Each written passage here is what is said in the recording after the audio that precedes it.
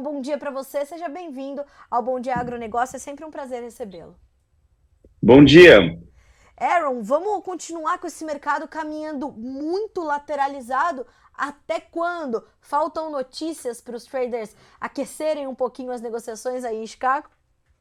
Olha, em Chicago, o preço mais baixo dessa movimentação, né, que foi o preço mais baixo desde o ano passado, do meio do ano passado, aconteceu na quinta-feira. A notícia boa é que parece que nós estamos tentando uma recuperação. A notícia ruim é que dentro dessa recuperação a gente tem muito mais esforço para subir do que cair. Aí você falou que está lateralizado e, de fato, né, sobe, sobe, sobe. Aí, por exemplo, ontem o preço mais baixo do dia foi abaixo de sexta-feira. Então, é preocupante que não tem muito fôlego para subir.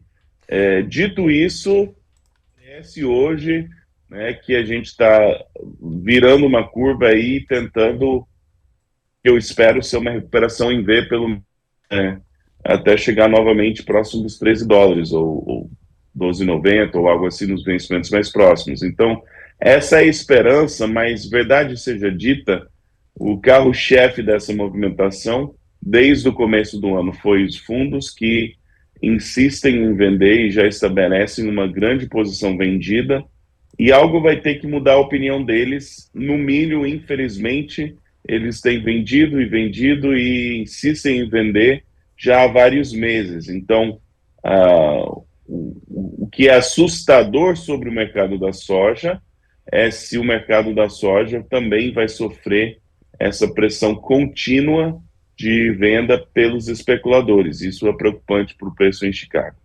Agora, Aaron, qual é o ponto de virada desse mercado?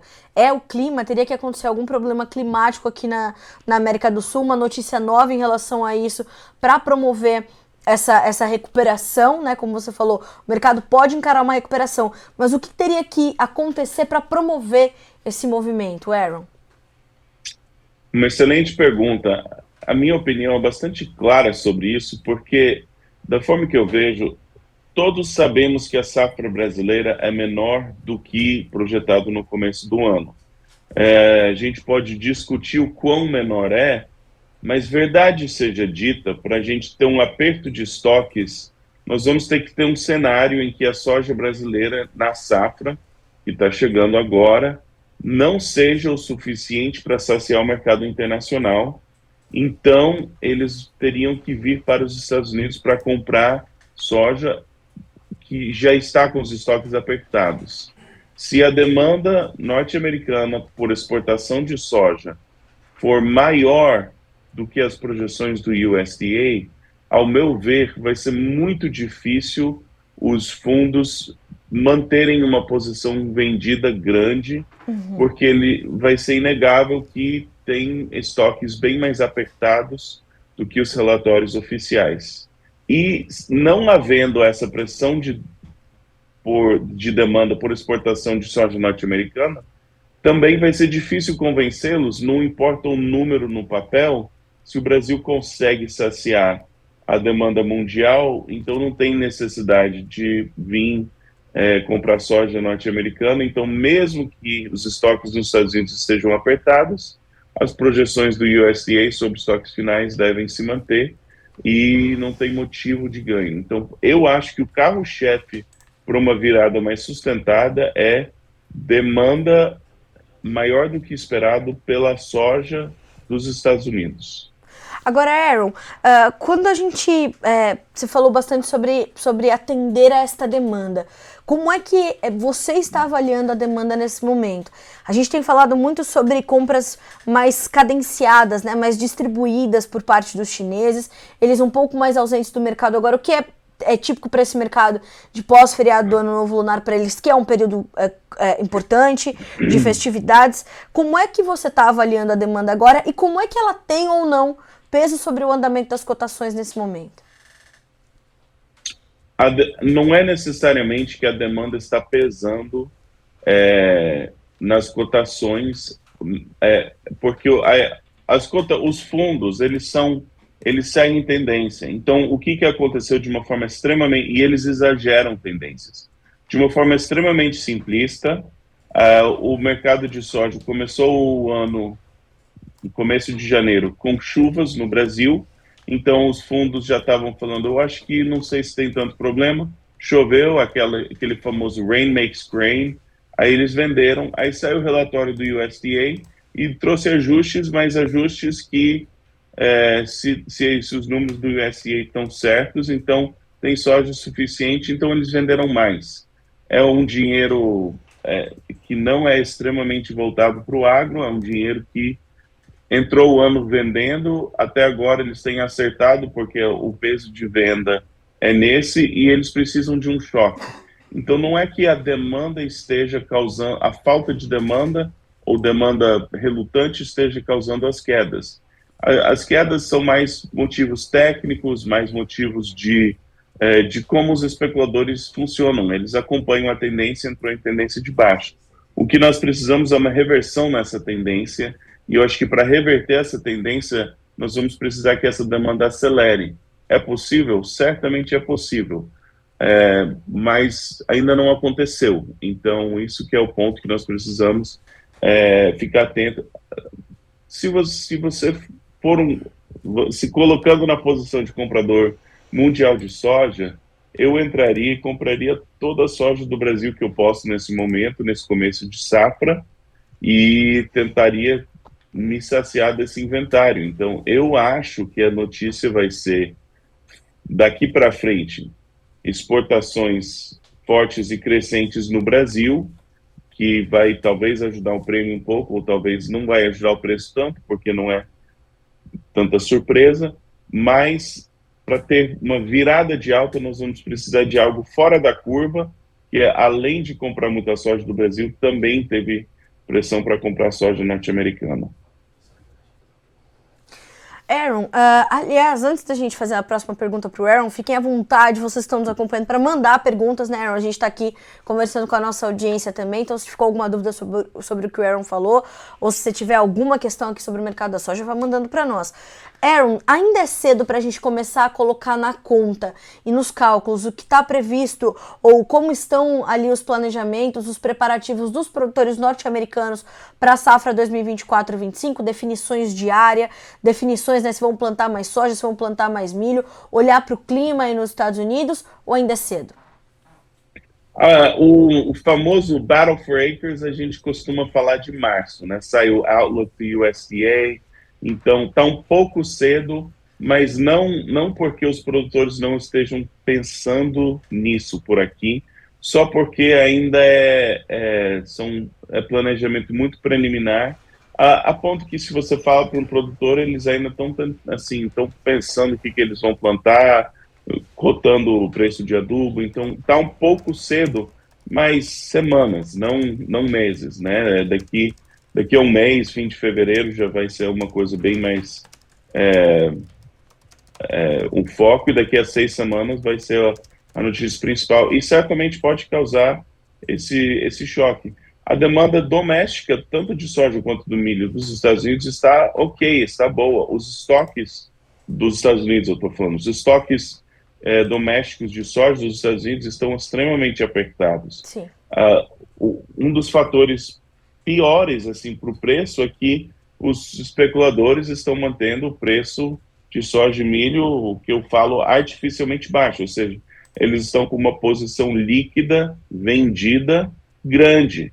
Então, duas formas de pensar nisso, uma é eles vão continuar vendendo, não tem motivo de inverter essa tendência. A outra forma de pensar nisso é quando esses fundos eles estão errados no mercado, você tem muito fôlego porque eles estão pressionados a recomprar suas posições. Então você tem esse potencial de alta. Para nós termos assim uma expectativa de preços maiores no primeiro semestre, nós precisamos de alguma notícia que deixe os fundos desconfortáveis e faz o que os fundos precisam começar a recomprar suas posições vendidas e, muito provavelmente, em cima disso, algum risco climático nos Estados Unidos no começo do plantio ou em algum período do plantio. Então, nós vamos precisar dessa dobradinha. Hoje a notícia não é essa. Hoje a notícia é baixista, mas baixas são feitas quando as notícias são baixistas, né? O, a minha consultoria, como a gente trabalha, nós estamos em alerta de compra e todos os indicadores, a temporada de compra, os fundos estão com posição vendida grande o suficiente para justificar compras na contramão, o indicador técnico aponta para compra, então esse é um mercado extremamente fraco, mas mercados mudam. E Aaron, apesar de, claro, né, as questões técnicas e o comportamento dos fundos estar ou ser inerente ao andamento do mercado, mas há um tempo a gente já não via essa movimentação se sobressair tanto aos fundamentos como a gente tem visto nesse momento, né? Por favor, me corrija se eu estiver equivocada, mas eu percebo que nesse momento, com essa ausência de novidades fortes ou agressivas o bastante entre os fundamentos, essa movimentação dos fundos, essa movimentação dos especuladores ficou muito mais evidente e vem trazendo um movimento para o mercado que acaba se justificando até em relação a uma safra menor aqui no Brasil, maior produtor mundial, e mesmo assim preços em queda, né? Exato. E é a maior posição líquida vendida pelos fundos no mercado de soja desde 2020. Então, se alguém ainda tinha dúvida, acabou o mercado altista, né, que foi do fim de 2020 até 2023, esse mercado acabou. Agora nós estamos em um mercado de baixa, esse é um ano muito difícil de transição. Essa transição, o mercado já caía com mais facilidade ano passado, e esse ano não é que não tem potencial de recuperar, mas não havendo notícias no curto prazo, provavelmente nós vamos estar recompondo estoques e o mercado de milho nos Estados Unidos já está fraco há uns 6 meses, então talvez até mais, desde julho do ano passado. Então, é um mercado, quem trabalha há mais do que 3, 4 anos já sabe. Você tem mercados de alta, você tem mercados baixistas, a forma certa de comercializar precisa ter ajustes, né? Você precisa ser mais agressivo e mais decidido nas vendas em mercado baixista, mas todo mercado sobe e desce e sempre tem que aproveitar as oportunidades quando o mercado traz. Só que esse é o mercado mais pesado e provavelmente vai ser um mercado mais pesado ao longo do ano, depois que nós tivemos a movimentação de grandes altas, 2012, 2013, 2014 foi um ano de recuo, e aí o preço foi melhorar no Brasil com a guerra comercial em 2018, mas foi melhorar em Chicago apenas em 2020.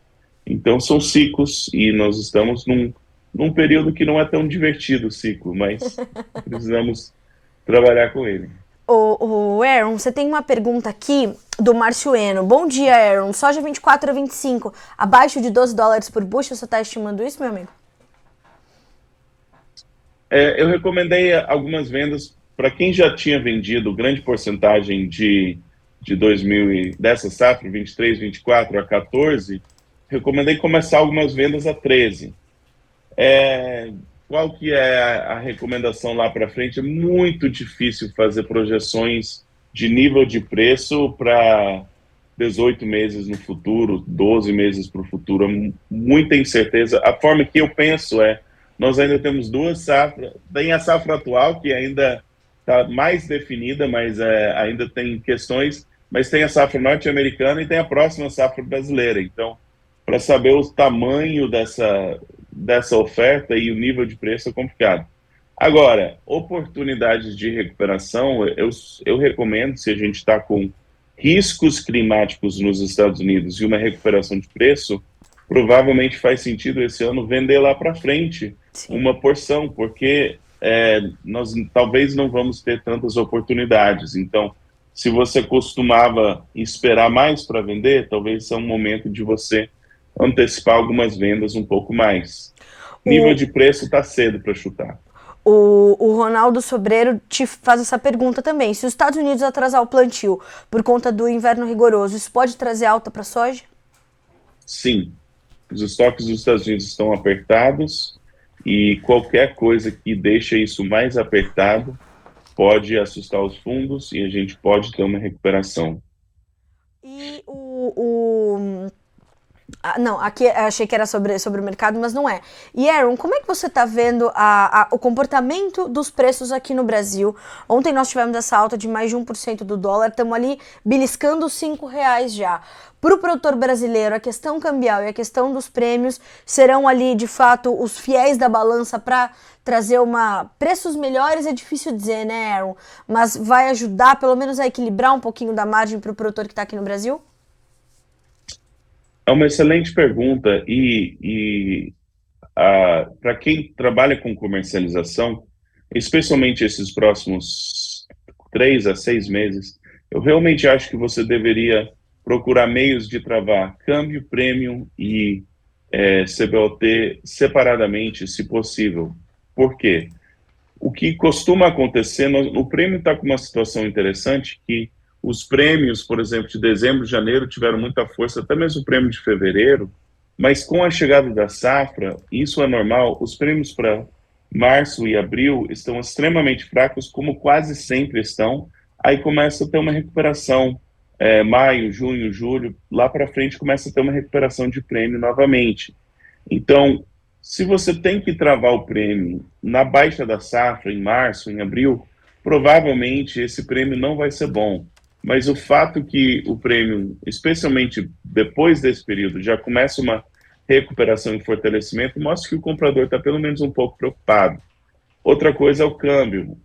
Geralmente nós temos muitas exportações de soja logo depois da safra, que emenda com exportações de milho, e essa entrada de divisa costuma sazonalmente valorizar o real, né, baixar o câmbio para um patamar que não é tão interessante para o produtor. Então, para o produtor que não se programou, que não está com soja vendida a preços maiores e que precisa vender, tipo até março, abril, pode ser interessante vender logo, capitalizar o câmbio e não ter que ser forçado a vender o prêmio de março e abril, mas aí ver alguma forma de manter potencial de alta em Chicago.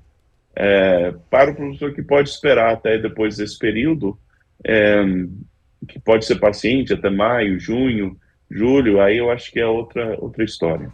E Aaron, eu tenho feito essa pergunta para os analistas, para os consultores de mercado, se em algum momento o mercado nacional, o mercado brasileiro, vai se descolar um pouquinho de Chicago e refletir melhor aquilo que está acontecendo aqui efetivamente, que é essa quebra na safra. A gente não sabe se vai ser uma safra de 150, de 140 ou se vem o número da ProSoja Brasil, que estimou 135 milhões. Mas isso pode acontecer, na tua perspectiva, Aaron, em algum momento o mercado aqui no Brasil trazer esse descolamento de Chicago, pelo menos ali via prêmio, como você acabou de descrever, e refletir mais diretamente a nossa realidade?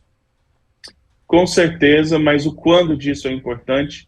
Se vai ter esse descolamento, muito provavelmente vai ser similar ao que aconteceu no milho ano passado. O que aconteceu com o milho? O milho chegou a safrinha de milho, estava lateralizado muitos meses, o milho não conseguia subir, e Chicago caiu, né, bem nesse período. Então Chicago pressionava para baixo, pilhas de milho a céu aberto, e o milho está de graça e tal, e o produtor vendeu talvez mais por desgaste do que por preço ou qualquer outro motivo. Aí assim que terminaram as pilhas, foram esvaziando os armazéns, aí e Chicago pressionado o tempo todo, aí quando tinha pouco milho, aí descolou bastante. Chegou em dólar por bucho, chegou a 1,60, 1,70, se ver o preço da B3, dólares a mais do que os Chicago. Então, é possível, mas isso provavelmente é algo que acontece no meio do ano para frente. Então, pensar nesse descolamento como uma estratégia para a safra, eu acho pouco provável, mas não impossível. E é interessante, o boletim do IMEA, que foi divulgado no final da tarde de ontem, Aaron, traz alguns pontos importantes, se a gente se baseia ali no IMEA, né, que é o Instituto Mato Grossense de Economia Agropecuária. Ele traz 2 pontos de atenção. O preço médio da soja no estado foi de R$ 100,15 na última semana, com uma queda de 8,9% em relação à semana anterior. E um dos destaques também é de que, com o corte na produtividade, que está sendo estimado pelo IMEA, a preocupação em que quitar as despesas pelo produtor de soja aumentou no estado de Mato Grosso. Então o ponto de equilíbrio, né, o break-even do produtor fica um pouco mais fragilizado. E isso vai ser uma constante nessa safra por conta de tudo que a gente está registrando aqui, né? É um ano muito difícil. É muito difícil você ter, especialmente para quem não vendeu, né? A gente teve oportunidades de US$ 14 e quem fez vendas, pelo menos até certo ponto, tá com um pouquinho mais de dinheiro no bolso numa safra curta, mas mas é um ano muito difícil. Aaron, para a gente trazer um rápido panorama para o produtor de milho que está aí plantando a sua safrinha, colhendo a safra de verão. Os dois fatores, claro, se chocaram e estão aí trazendo alguma pressão sobre as cotações, inevitavelmente. É uma tendência também, ou 2024 pode ter uma firmeza, principalmente lá no segundo semestre? Olha, a chegada do milho safrinha quase nunca é um momento de muita firmeza de preço. Então, o meio do ano é um pouco preocupante. O que eu chamo de temporada de venda de milho é dezembro a março. Então, eu acho que sim, o milho está um pouco pesado agora. Nós tivemos alertas de venda no fim do ano passado. Quem está plantando milho safrinha, a enorme pergunta sobre milho safrinha é qual que vai ser o impacto de El Niño e qual que é o tamanho da área que vai ser plantado de milho safrinha. Então, se for uma safrinha boa ou regular, provavelmente o que a gente tem visto de pressão nas commodities vai acompanhar o milho ao longo do ano. Se for uma safra extremamente curta, o inventário mundial de milho está tão apertado quanto esteve em anos anteriores, mas os Estados Unidos está com bastante milho. Então, o tamanho desse milho safrinha, dessa safra de milho safrinha, pode causar uma grande oscilação de preço para cima e, se não for uma safra curta, provavelmente nós só vamos ver milho mais ou menos pressionado e lateralizado. Eu não sei se tem tanto risco de baixa nos próximos meses de milho. Para o meio do ano para frente vai depender do tamanho da safrinha. Aaron, quero muito te agradecer pela companhia na edição dessa terça-feira do Bom Dia Agro. É sempre um prazer ter você conosco, sempre muito elucidativo. Obrigada mais uma vez. Portas sempre abertas. Volte sempre. Obrigada. Boa semana. Abraço, também. Até mais.